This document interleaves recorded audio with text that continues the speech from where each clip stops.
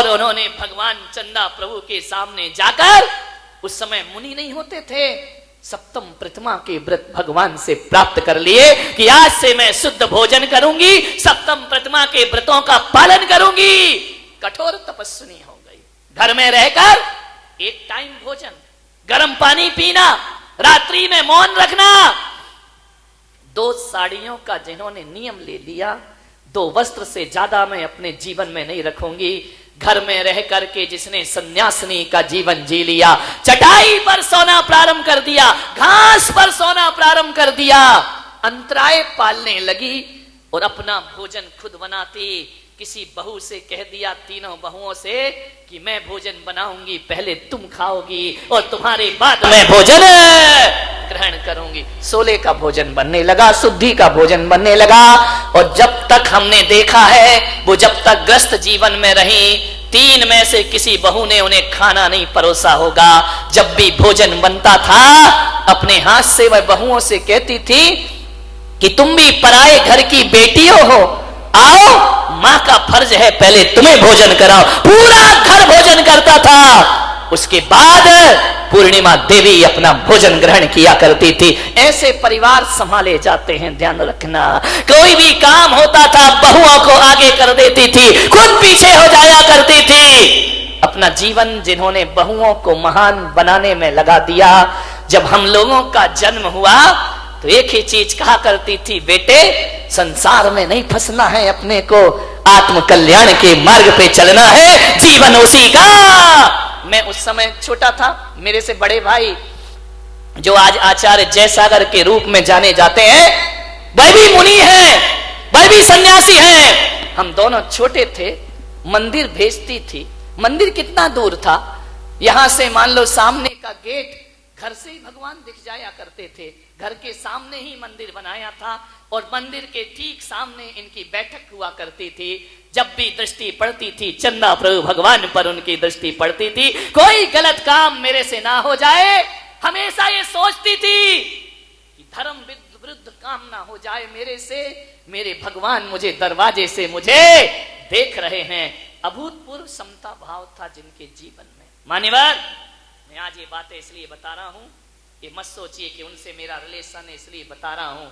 ये बातें आपके जीवन में और घरों में प्रेरणा का काम करेंगी, घरों को बदलने का काम करेंगी कि कैसे कैसे लोग इस धरती पर हुए हैं। वह हम दोनों भाइयों को बुलाती, इधर आओ।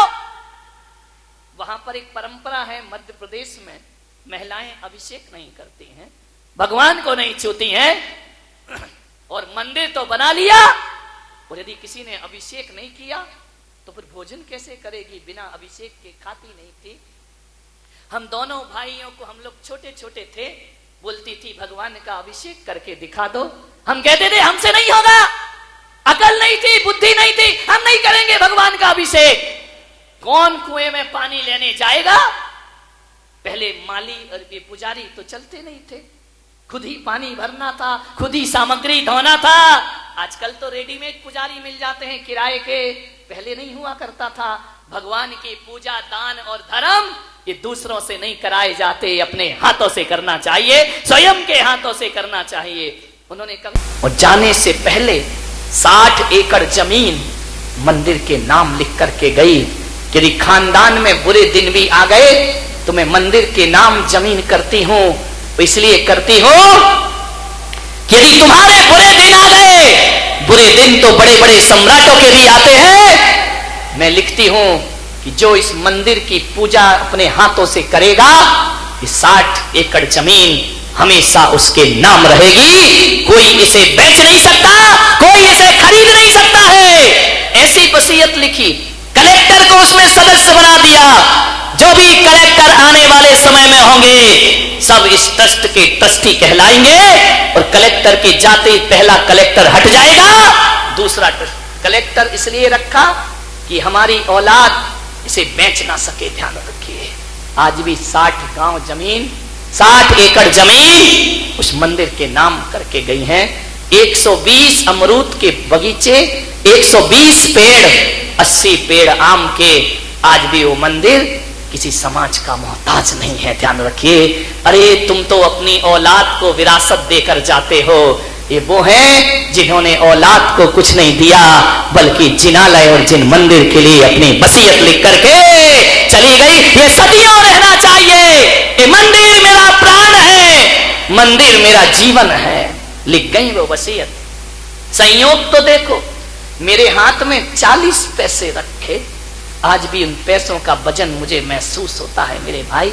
मैंने कहा तू 1 रुपया देती थी, आज जाते समय 40 पैसे क्यों दे रही है? बोले मेरे पास 40 ही पैसे हैं, इससे ज्यादा नहीं है। बेटा ये 40 पैसे रख। मैंने कहा 60 पैसे का क्या होगा? बोले अब आशीर्वाद देकर जा रही हूं, 40 पैसे मेरी विरासत है, 60 पैसे तुझे कमा के दिखाना है। और अपने कमा करके एक बात ध्यान रखना, कमाने का अर्थ ये नहीं कि तू नोट कमाएगा। इस 60 पैसे का मतलब इतना ही है कि ये 60 पैसे जो तुझे बाकी रह गए हैं, ध्यान रखना, धन दौलत मत कमाना बेटा, संन्यास लेना, दीक्षा लेना और जीवन का कल्याण करना। अंतिम सीख दे गई। मैं 10 साल का बच्चा, मैं क्या जानू संन्यास क्या होता है। बस 40 पैसे दे के विदा हो गई और जैसे ही दुर्ग में पहुंची, वहां देख करके हतप्रभ रह गई। आचार्य संग मौजूद। ध्यान रखना, इस देश का यदि आचार्य शांति सागर के बाद कोई कठोर तपस्वी संत इस धरती पर हुआ है तो आचार्य शनमती सागर जी महाराज हुए हैं। उन्हें जैसी तपस्या, उन्हें जैसा त्याग। आप सोचिए, 1 लीटर मट्ठे में जो जिंदगी गुजार देता हो, जिसने कभी नमक नहीं खाया, जिसने कभी मीठा नहीं खाया, फलों का त्याग कर दिया।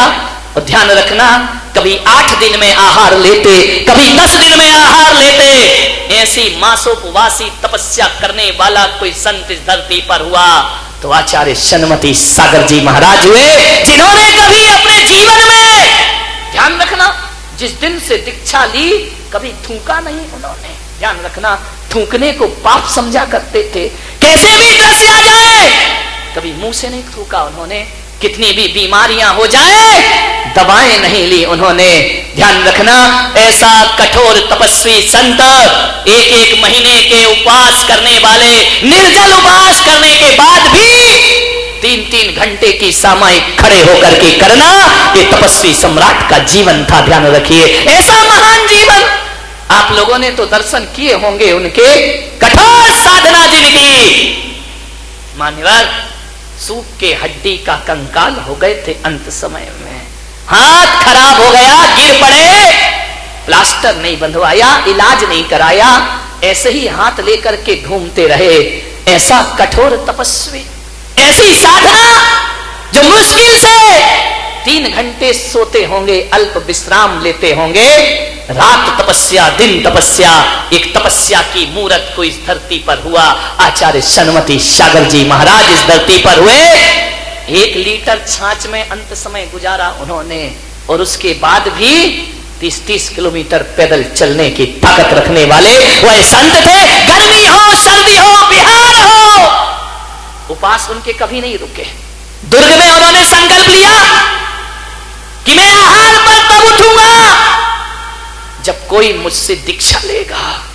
ऐसा कठोर संकल्प। अरे रात्रि भोजन हो तो लोग त्याग दें, प्रतिमा लेना हो तो लोग ले लें, दीक्षा लेना तो आहार लूंगा, वरना आहार पर नहीं उठूंगा। चतुर्मास में संकल्प लिया। पर्युषण पर्व चल रहे थे, 10 दिन तक महाराज के आहार नहीं हुए। पूरे समाज में चिंता का विषय बन गया कि 10 दिन से साधु भूखा है। महाराज ये आंकड़ी बदलो, ऐसी प्रतिज्ञा मत करो, इसे छोड़ दीजिए महाराज, कौन दीक्षा लेगा? और दीक्षा कोई बच्चों का खेल है क्या कि आज दे दी, आहार दे दिया, दीक्षा हो गई, फिर दीक्षा छोड़ दी, पूरी जिंदगी दांव पे लगा। ऐसे ही संकल्प होते थे महाराज के। समाज की चिंता हो गई कि आहार के, महाराज ने कहा नहीं होंगे तो नहीं होंगे, कोई दीक्षा नहीं लेगा तो समाधि ले लूंगा, लेकिन आहार नहीं लूंगा। हतप्रभ रह गई समाज, क्या करे? पंच मीटिंग करते, क्या व्यवस्था की जाए इसकी, किसे दीक्षा दिला दे? और उस समय तो कोई इतनी दीक्षा लेता भी नहीं था कोई। ध्यान रखना, जब पुण्य का उदय होता है ना, तो जंगल में देवता भी आहार दे दिया करते हैं संत को। ध्यान रखिए, 10 दिन तक आहार नहीं हुआ। रोज उठते, लोग कहते हे स्वामी नमोस्तु नमोस्तु, वो पूछते दीक्षा दीक्षा दीक्षा, 20-20 चौके लगते, कोई दीक्षा का नाम आए लोग पीछे हो जाते, कौन लेगा दीक्षा।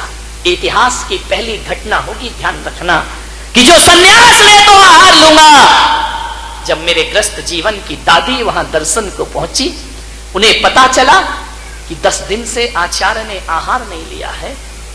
उनने प्रवचन सुना कि 10 दिन का भूखा साधु, फिर भी उसकी वाणी में तेज है, ओज है। दर्शन किए, प्रणाम किया।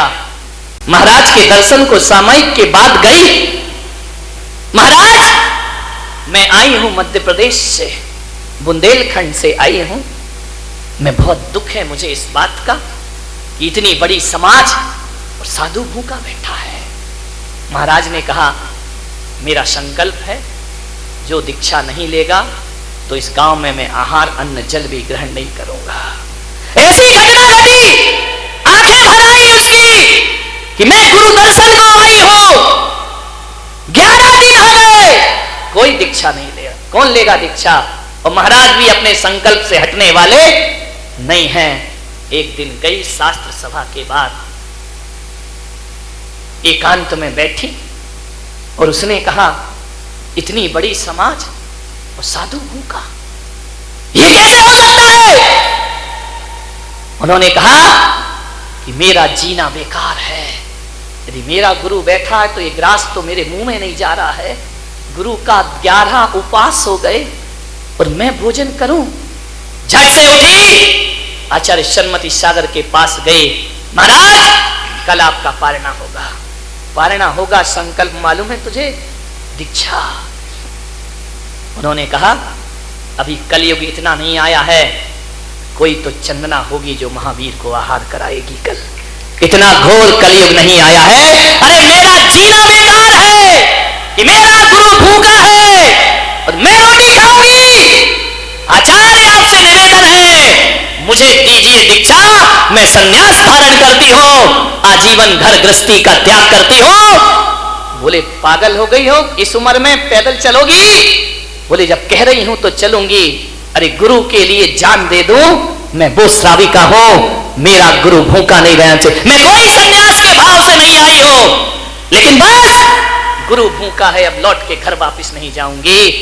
दूसरे दिन पड़गाहन किया, तपस्वी सम्राट को आहार दिया, सुबह आहार दिया और उसी दिन घोषणा हो गई कि कल प्रातः काल 9 बजे पूर्णिमा देवी को दीक्षा प्रदान की जाएगी। और उन्होंने संन्यास धारण कर, कोई सोच नहीं था उनका कि मैं कोई दीक्षा ले। उनने तो ये सोचा था कि दर्शन करने जा रही हूं, अभी वापस लौट करके आ जाऊंगी। विचार करिए, एक आचार्य का आहार कराने के लिए जिसने सब कुछ बलिदान कर दिया हो, त्याग कर दिया हो, ऐसी तपस्विनी संसार में दिखाई। परिवार में पहले तो फोन भी नहीं चलते थे, तार चलती थी, चिट्ठी चलता था, टेलीग्राम चलता था, और दीक्षा को समय कहां था। आज आहार कल दीक्षा, कोई साधना नहीं। वो तो उनकी साधना घर से ही चल रही थी, एक टाइम भोजन की, बस पैदल ही तो चलना। उन्होंने कहा और क्या करना है, केसलोंची तो करना है, कर लूंगी मैं। ध्यान रखना, 62 साल की उम्र में संन्यास और दीक्षा ले लिया करती है। और तुर्क की समाज में कहते हैं कि जिस दिन उनकी दीक्षा हुई उस दिन आकाश से चंदन की वर्षा हो जाया करती है। और आचार्य सन्मति सागर ने ऐसी भक्त को, ऐसी शिष्या को दीक्षा देकर उनका नाम रख दिया, तेरी मति ऐसी मति नहीं, तेरी मति तो देवों की मति है। और उन्होंने देवमती आर्य का नाम उनका घोषित कर दीक्षा ले ली। माता जी, पूरा परिवार गया, रोते बिलखते। माता जी बोली अब कुछ नहीं, अब संसार सागर से मैं पार हो गई हूं। जब मैं गया दर्शन करने, उस समय मेरी उम्र 15-16 साल हो गई होगी। मैं गया, देख करके बहुत रोया। दादी ने कहा मेरी मां से किसे ले जाओ यहां से। बोले कहा नहीं, वापिस चलो घर, मैं तुम्हें यहां नहीं रहने दूंगा। उन्होंने कहा नहीं, तुम वापिस, तुम नहीं समझते हो, ये संन्यास है, ये दीक्षा है। यहां आने के बाद आदमी घर वापिस लौटता। मैंने पिछी कमंडल छीन लिए और आचार्य सन्मति सागर से कहा कि आपको क्या हक है मेरी दादी को सन्यास देने का, बिना पूछे कैसे सन्यास दिया? सन्मति सागर मुस्कुराए, बोले बालक बुद्धि है। दादी ने कहा आचार्य इन पे ध्यान मत दो, मोह रो रहा है, रोने दो। मैंने कहा वापस चलो। बोले अब नहीं जाऊंगी। नागपुर में मिला मैं उनको, रामटेक में, उनकी दीक्षा के बाद। मैंने कहा वापस चलना पड़ेगा। बोले मैं नहीं जाऊंगी वापस। मेरी माँ से कहा कि इसे उठाओ यहां से, लोग तमाशा देख रहे हैं। मैं जब आने लगा तो मैंने एक ही चीज कही कि तुम नहीं जाओगी? बोले नहीं। तो मैंने कहा आप ये बताइए मुझे क्या विरासत सौंप के आई हो? हर दादा दादी अपने बच्चों को कुछ देकर जाते हैं, तुमने क्या दिया है मुझे? वही अभिषेक का 1 रुपया, और कुछ नहीं दिया। मेरी माँ ने कहा ये तुमसे वसीयत मांग रहा है। मैंने कहा दो मुझे, मेरा हक है, क्या सौंप कर आई हो मुझे? चुप रह गई, सन्नाटा। मैंने कहा बिना लिए नहीं जाऊंगा, या तो तुम्हें लेकर जाऊंगा या तुमसे कुछ लेकर जाऊंगा। शुरू से ऐसी बुद्धि थी, क्या करे, अड़ गए तो अड़ गए। मैंने कहा नहीं मुझे कुछ दीजिए। आचार्य सन्मति सागर ने कहा दो इसे कुछ। मेरी मां समझी कि अभी महाराज लोग क्या देंगे, नियम पकड़ा देंगे कि नियम ले लो और चले जाओ। उस समय न जाने कैसी उनकी सोच चिंतन था। मैं तो सोच सोच कर आज हैरान होता हूं कि एक अनपढ़ आदमी इतनी गहरी सोच रख सकता है। उसने कुछ नहीं किया। बोले तुझे वसीयत चाहिए? तुझे चाहिए कि मेरी दादी ने मुझे क्या दिया है? उन्होंने अपनी पिच्छी उठाई और एक पंख तोड़ा उसका। ले मेरी विरासत, ले मेरी वसीयत। एक सन्यासिनी इससे ज्यादा कुछ नहीं दे सकती है। और एक पंख तुझे दे रही हूं, ध्यान रखना, एक पंख दे रही हूं बस। और जानता है तू जिस हक से मुझसे अपनी विरासत मांग रहा है, मैं भी तुझसे अपेक्षा रखती हूं इस एक पंख को 1000 पंख बनाना, इस एक पंख को 1000 पंख में परिवर्तित करना। तो मैं कहूंगी मेरे घर में सपूत पैदा हुआ है। और यदि ये एक पंख गुमा दिया तो मैं कहूंगी मैंने किस कपूत को अपनी संपदा सौंप दी है। जा बेटा सपूत बनना। मैं समझा नहीं ये क्या कह रही है, लेकिन अब समझ में आता है वो एक पंच मुझे 1000 पंख की पिच्छी पकड़ा रहा था कि जा सन्यास की विरासत ले। एक सन्यासी इसके अलावा और क्या वसीयत देगा अपने बच्चों को? उन्होंने वह एक पंख दिया और ना जाने उस समय मेरी समझ में कुछ ना आया, और वो पंख ले जाके मैंने अपनी किताब में रख दिया। मेरे मन में ये आया, पहले यही होता था मोर पंख रखो तो विद्या आती है, ज्ञान आता है। और जब तक मैं पढ़ते रहा वो पंख मेरे पास हमेशा रहा। और आज कहता हूं वाहरी अनपढ़ सरस्वती, तूने मुझे आचरण की संपदा प्रदान कर दी। तूने मुझे वो ज्ञान दिया कि आज मैं बारामती के इस पंडाल में बैठकर लोगों को धर्म का उपदेश प्रदान कर रहा हूं। ध्यान रखिए, वो विरासत दी उन्होंने मुझे, वो वसीयत दी उन्होंने मुझे कि इसे संभालो, इसमें वृद्धि करो। मैंने भी नहीं सोचा था कि मैं कभी मुनि बनूंगा। जय सागर जी को मुनि अपने हाथों से बनाकर गई, उन्होंने दीक्षा कराई अपने सामने। मैं छोटा था, मुझे कहा पढ़ो लिखो, अभी तुम्हारा ये काम नहीं। ध्यान रखना, उस गांव में 70 घर की जैन समाज है, मात्र 70 घर। और आप विश्वास नहीं करेंगे, उस गांव की पहली सन्यासिनी कोई है द्वारिका देवमती माता जी है। और उनके बाद आज उस गांव से 30 लोग सन्यासी बनकर के घूम रहे हैं। 30 सन्यासी है, विचार करिए। कोई यारिका है, कोई मुनि है, कोई एलक है, कोई चिल्लक है, कोई ब्रह्मचारी है। मेरे ही परिवार से मैं अकेला नहीं हूं।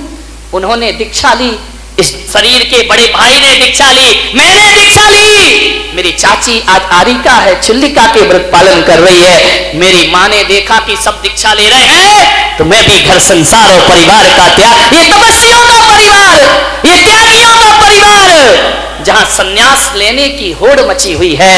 हर कोई सन्यास मांगा करता है, हर कोई दीक्षा मांगा करता है। ये विरासत है हमारे पूर्वजों की, ये वसीयत है हमारे पूर्वजों की। मान्यवर, आपसे निवेदन है, सब सन्यासी। अभी और लाइन लगी है घर में, जो उस दिन रक्षाबंधन पर देखा था, जो चमक धमक कर आई थी। सबके संकल्प हैं कि जिम्मेदारी से मुक्त होके हम भी आरिका के व्रत धारण करेंगे, संन्यास के व्रत, प्रतिमाओं का पालन कर रहे हैं, संकल्प ले रहे हैं। और आज 30 सन्यासी उस घर, प्रज्ञा सागर जी महाराज वह भी हमारे वहीं के हैं।